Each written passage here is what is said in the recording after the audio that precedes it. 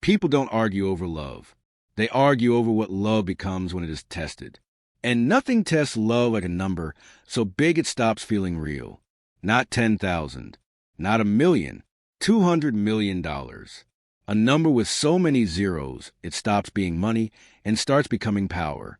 A number that can build empires or quietly destroy homes. That number didn't knock on Johan Reed's door. It didn't announce itself.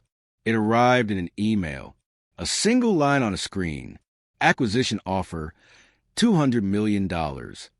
And with that line, something entered his life that never leaves quietly. Before that moment, Johan's life was simple. Not easy, but simple. Work, family, purpose. He woke up every morning knowing what he was building. A company, a future, a legacy. His wife Emily stood beside him through all of it, through the early failures, through the nights he slept on the office floor, through the months when money was tight and hope was thinner. They were a team, two people moving in the same direction, not because it was perfect, but because it was shared. But power does something strange to direction. It bends it, it warps it, it turns us into me. And the moment Johan read that number, the future stopped being something they walked toward together and became something he wanted to reach first. That's how the fight really began. Not with a scream, not with an insult, not with anger, with a silence. The kind of silence that appears when two people realize they are no longer dreaming the same dream. Johan saw freedom. Emily saw distance. Johan saw opportunity. Emily saw risk. Johan saw a door opening.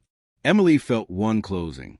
They were still sitting at the same table, still sleeping in the same bed, still wearing the same wedding rings. But suddenly, they were no longer on the same side of the future.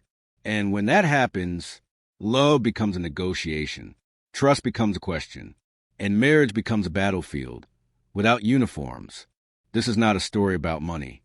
It's a story about what money forces people to choose, between power and peace, between control and connection, between building something bigger and protecting something fragile. This is a story of how $200 million walked into a marriage and quietly asked a question neither Johan nor Emily was ready to answer. Who matters more? Before the number entered their lives, Johan Reed and Emily Reed lived a life that looked ordinary from the outside, and that was exactly why it felt safe. No cameras, no headlines, no strangers judging their choices, just two people building something together. Johan was not born powerful. He became powerful slowly, failure by failure, risk by risk. He was the kind of man who didn't talk much about his dreams. He worked on them. He started his tech company in a small rented garage behind a coffee shop in San Jose. One table, one laptop, one idea. Emily was there on the first day. She brought him coffee. She reminded him to eat. She believed in him before there was anything impressive to believe in. They used to laugh about how poor they were, how rich they felt anyway, because when you share a struggle, it feels like progress. Their apartment was small. The walls were thin. The furniture was mismatched, but it was warm, because warmth doesn't come from space. It comes from intention. They cooked together. They planned together. They failed together. And they celebrated small wins like they were miracles. The first investor, the first big client, the first month where the company didn't lose money. Each step felt like a shared victory. Not Johan's, not Emily's, theirs. Johan worked long hours, but he always came home. Emily never felt abandoned. She felt included, because Johan didn't just build a company. He built a future he planned to live in with her. That was a promise. Silent, unspoken, but strong. Emily gave up things for him. Opportunities, time, comfort. Not because Johan asked her to, but because she chose to. That's the difference between sacrifice and loss. One is love. The other is theft. They weren't perfect. They argued. They misunderstood each other. They hurt each other sometimes. But they repaired. They apologized. They listened. They tried again. That's how love stays alive, by being allowed to be imperfect, Johan used to look at Emily when he talked about the future, not at the horizon, not at success, at her, because she was part of the picture, not separate from it, not behind it, inside it. But something began changing even before the money arrived. Subtly, Johan became quieter, more focused, more internal. The company grew, and with growth came pressure, responsibility, expectation, power. Power is heavy, and heavy things change posture.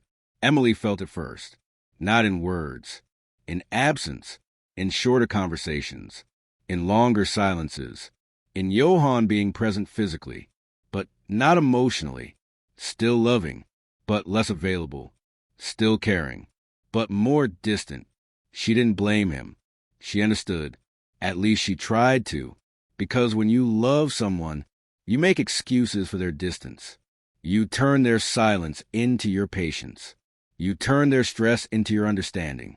You turn their emotional absence into your emotional labor.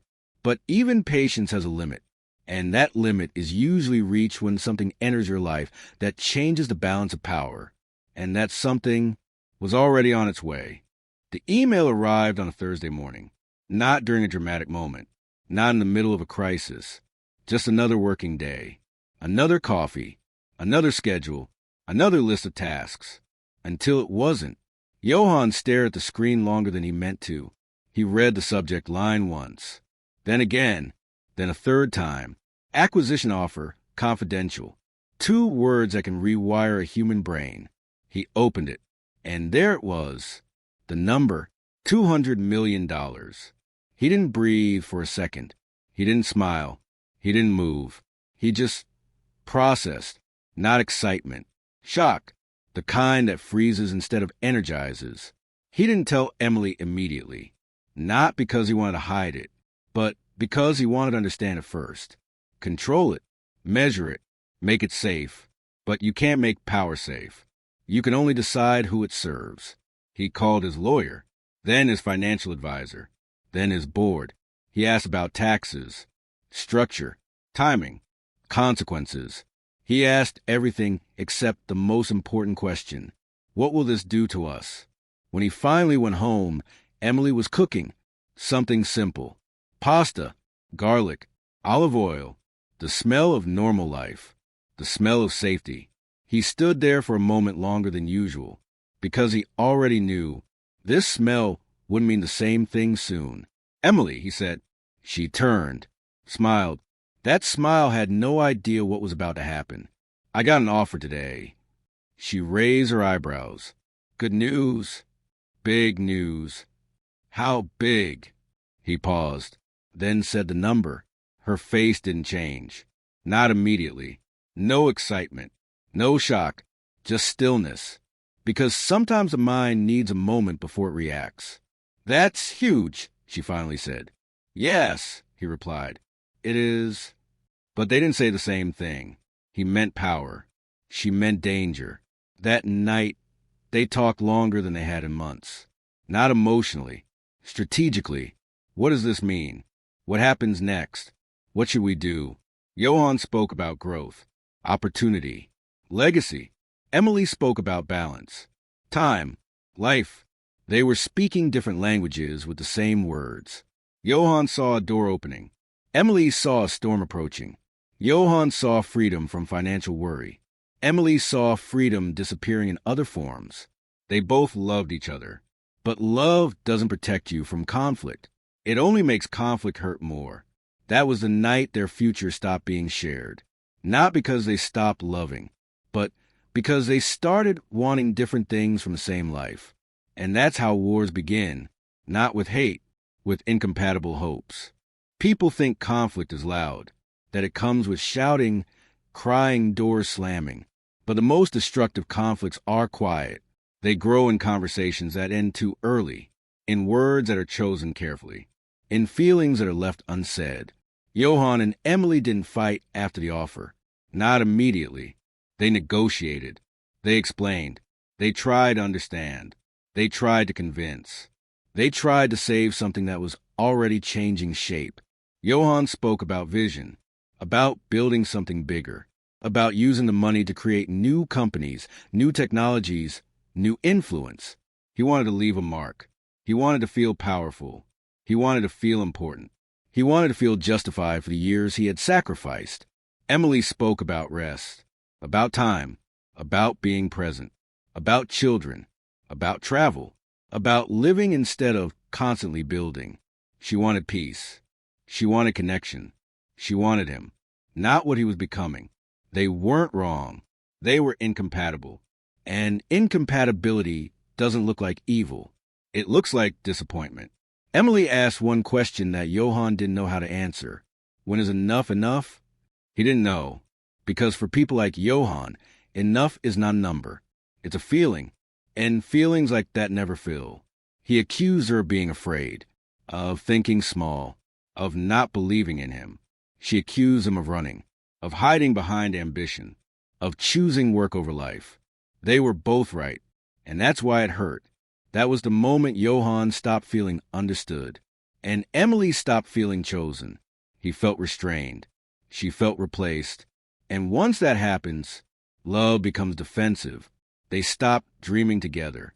They started dreaming separately. And separate dreams inside one marriage feel like betrayal. Even when no one has done anything wrong yet. Emily started preparing emotionally for a future without Johan. Johan started preparing practically for a future without Emily's approval. Not divorce.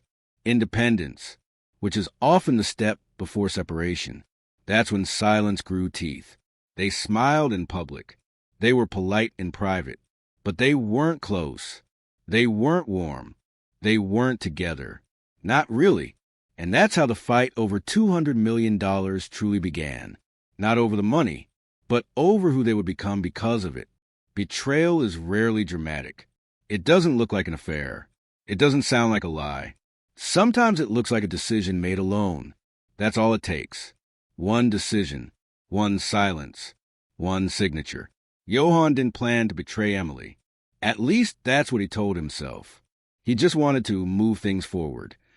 He just wanted to secure the opportunity. He just wanted to protect the future. That's how people justify things they know would hurt someone they love. The lawyers sent documents. Long documents. Complex documents. Pages full of language designed to make responsibility disappear. Johan read them, understood them, and signed them. Without Emily, he told himself he would explain later, after the deal was safe, after the structure was locked, after it was too late to stop, because once something is irreversible, it becomes easier to accept, or so he thought. Emily didn't find out immediately, but she felt it. You always feel when something important moves without you. You feel lighter, like something was taken, but you don't know it yet. She noticed Johan became more confident, more certain, more calm. That kind of calm only comes when a person has already decided something that affects someone else. She asked him. He said nothing had changed. That was a lie. Not in words. In omission. Emily called a lawyer. Not for revenge. For clarity. She wanted to understand what Johan was doing. What he was planning. What he was changing. She wanted to understand the future before it arrived. That's when she discovered the truth. The deal structure. The control clauses, the ownership design, the future where she had less voice, less power, less protection, not because Johan hated her, but because Johan had prioritized control over partnership. She didn't confront him immediately. She sat with the knowledge. Let it hurt. Let it sink. Let it reframe everything. Because once you see someone clearly, you can't go back to seeing them kindly. That night, she looked at Johan differently. Not as her husband, but as a man who had chosen himself over them. And she understood something painful. The fight wasn't coming. It had already begun. Emily chose a quiet evening. No guests, no phones, no distractions. Just truth. She cooked dinner. Not because she wanted to pretend everything was fine, but because she wanted the conversation to feel human. Not legal, not strategic. Human. They sat at the table. The same table where they once planned vacations, shared dreams, laughed about the future. Now it felt like a courtroom. I know what you signed, she said. No anger, No accusation, just a statement. Johan froze. Not visibly. Internally. That was the moment he realized something had escaped his control. You went behind my back, she continued. You changed our future without me. He didn't deny it. He justified it. I was protecting us. No, she replied. You were protecting yourself. That sentence landed harder than any scream.